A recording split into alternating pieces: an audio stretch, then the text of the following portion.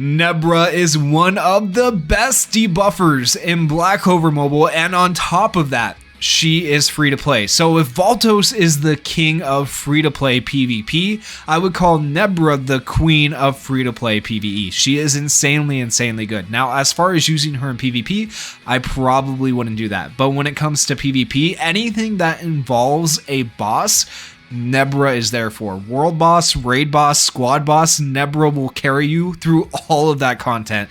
She is so good. So if you haven't invested in her yet, if you haven't gotten her to level 100 yet, that is something you should be doing ASAP. And today we're going to talk about what skills you want to upgrade on her first, what skill cards you want to equip to her, what gear is good for her, whether or not you should enhance her, what talents you want to do for the talent tree, and then of course, what teams is she going to fit on for PvE? Okay, so starting with skill 1, it is called Miss Bullet, and this is a single target attack, and it inflicts a reduced magic attack level 1 debuff on the enemy with the highest mobility for 2 turns.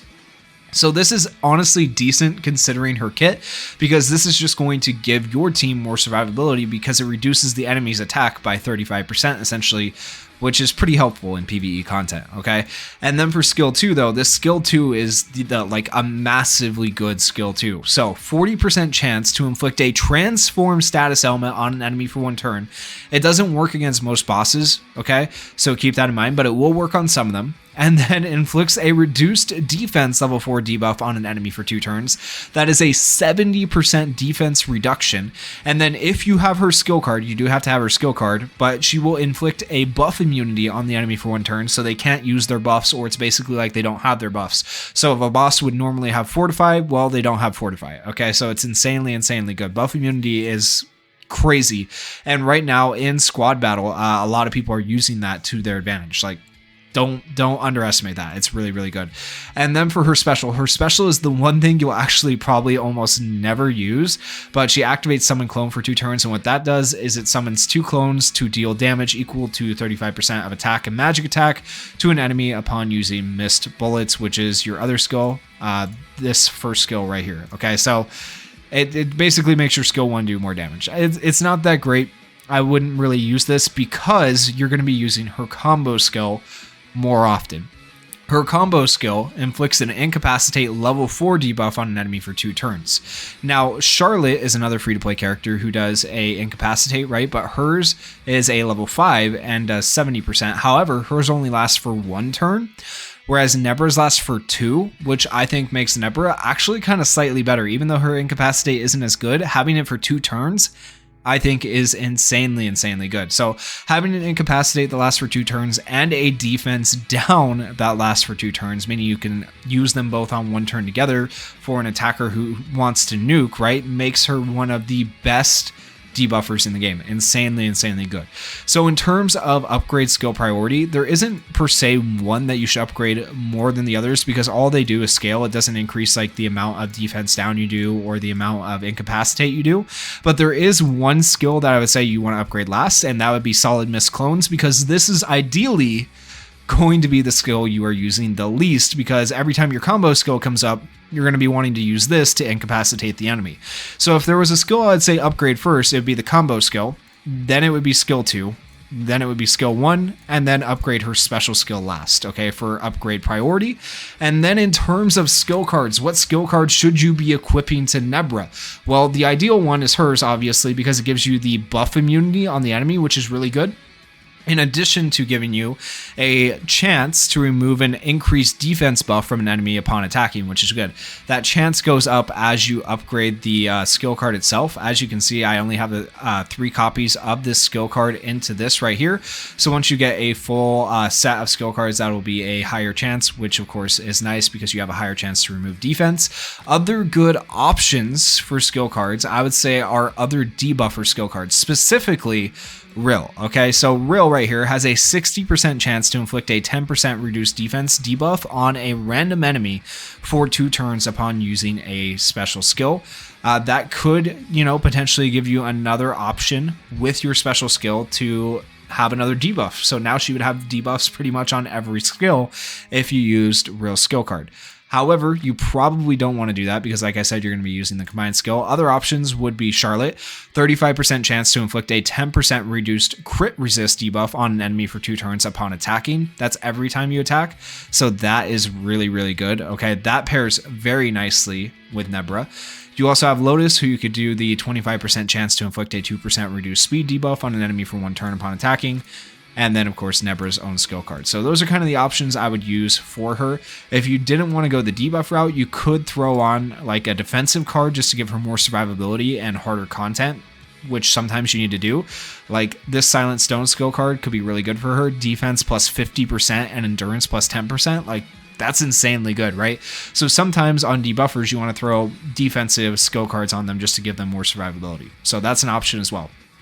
Then in terms of gear, what you're going to want for Nebra is ideally a full speed set. Okay, this gives her speed plus 5. The reason you want a speed set on the character is because you want your debuffer going before your attackers, right? So if your debuffer is too slow, they won't be going before your attackers, especially characters like Julius, who is very fast, right? So you need to give her as much speed as you possibly can so that she can be going before the others. And that way, like when you use your incapacitate and your defense down, she'll go before your attackers. Another option to add for a set would be a defense set just to give her more survivability. I really like going this route.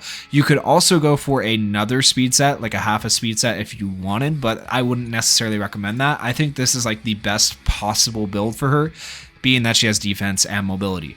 And then in terms of overall stats, they don't really matter, but if you're going to work on one particular stat, technically it should be her magic attack, okay? In this case, I have her attack worked on, but I wouldn't even worry too much about stats because she's not going to be your damage dealer, right? She's there for the debuffs, but you should be working on her magic attack as like the main stat. You'll notice that I have attack pieces of gear on her for the few pieces of attack gear that I have. Ideally, these should be magic attack, but this is just what I had, okay? So that's kind of what you should be doing gear-wise. Go for the sets as opposed to specific stats, and yeah. Now let's talk about enhancements. Should you guys be enhancing Nebra? Well, long story short, it's not really worth it, okay? The main thing, the best thing that she gets out of enhancing her is damage resist plus 4 by the time you get to enhancement level 4. You do have to get to enhancement level 4 to get that extra damage resist, which gives her more survivability, which is good, okay? But at 2 stars, she gets favorite damage dealt plus 5%, and then at 5 stars, she gets plus 10% on favorite damage dealt. Like, that's cool, but she's a SR character originally. Her stats aren't the highest. That additional damage isn't going to mean much when it's on a debuffer. Okay, so like she was never made for damage, so I don't really see the point in that. It's not good. Okay, so even having 1 copy of Nebra is good enough. You don't need multiple copies. Okay, so just keep that in mind. The only good thing that comes out of putting multiple copies into Nebra is having a few extra stats that, you know, give you more survivability, which is nice. Okay, so in terms of enhancing her, yes, I would still enhance her to 5 stars, but then like you don't have to. So keep that in mind. But since SR characters are fairly easy to obtain, you might as well. And then in terms of talents, what should you be doing? Well, the attack talents don't really matter, right?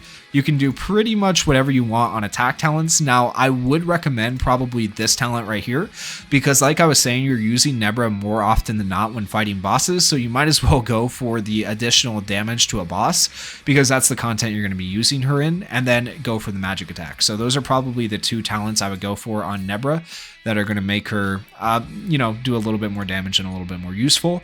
In terms of defense, I recommend this on most characters. Go for the extra 20% defense, go for the extra stacking defense and crit resist, which is going to give you more survivability. The rest of these aren't going to be anything too crazy for Nebra. And then as for support, I would recommend actually doing every single support talent slot on Nebra if you have the talent seeds to spare. That way you can get the carved stone and put in at least a speed plus 1 on her, because like I said, you want her to be as fast as possible, and ideally you want her to be faster than all of your other attackers, right? And in order to do that, you're going to have to put speed gear on her. You are going to have a speed talent stone in this slot here to make her as fast as possible. In terms of these actual slots right here, what should you be picking on Nebra? I would probably go with, honestly, the Swiftness, which grants a SP +1 buff upon having less than 2 SPs at the start of a turn, because this is going to help you get back your combo skill faster, meaning you're going to get your Incapacitate back faster, meaning you'll be able to do more damage and raid bosses and stuff like that. And then also go for damage resist as your other option here, because more survivability, right? So those are kind of what I would go for on the talents on Nebra. Pretty straightforward, hopefully. And then let's talk about potential PvE teams. Honestly, there are so many PvE teams you could run Nebra on. Here is a current team I am using right now to take on the red squad boss, okay?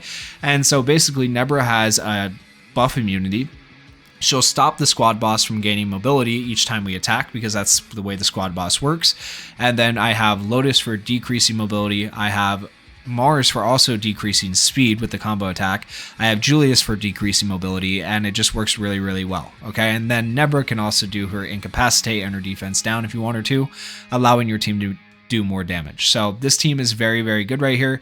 And then ideally, like, Nebra can fit on literally any team. Like, I could just, I can't show you guys any more teams than this, because I could put her with anyone. You can literally put this character with Asta, you could put her with Yami, you could put her with even Jack and make Jack useful, right? And Jack is one of the worst characters in the game besides Nozel. So like, you could put Nebra with any character and she'll be good. Okay, the character that's going to be holding you back is Jack in that case, right? So Nebra is just a very good option for any PvE content that you take on.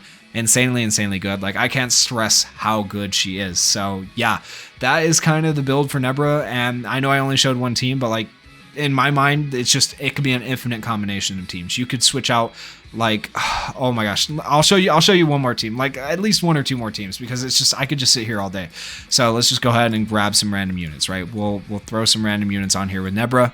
So you go Nebra. We'll win. Sure. Let's, like, we could throw Red Yami on here. Let's say Red Yami is our main damage dealer. And then in that case, we could either go William or Sally. We'll go William because William gives attack up to Yami, which is really good. And then besides that, let's throw in another debuffer. Sure, why not? So here you got 2 debuffers, a buffer, and a character who does a lot of damage. Could be insanely good. This is a really good PvE team, okay? Another option you could do, you could get rid of Charlotte and you could put in Sally instead. And so here's another option. Now you have 2 buffers, 1 debuffer, and an attacker. But yeah, Nebra just works with so many teams. Like, I can't, like, I could just, it's insane. It's insane. She's so good, right? So anyways, that is the video, guys. If you guys enjoyed the video, please consider going down there, hitting that like button, hitting that subscribe button, and thank you guys so much for watching. Peace.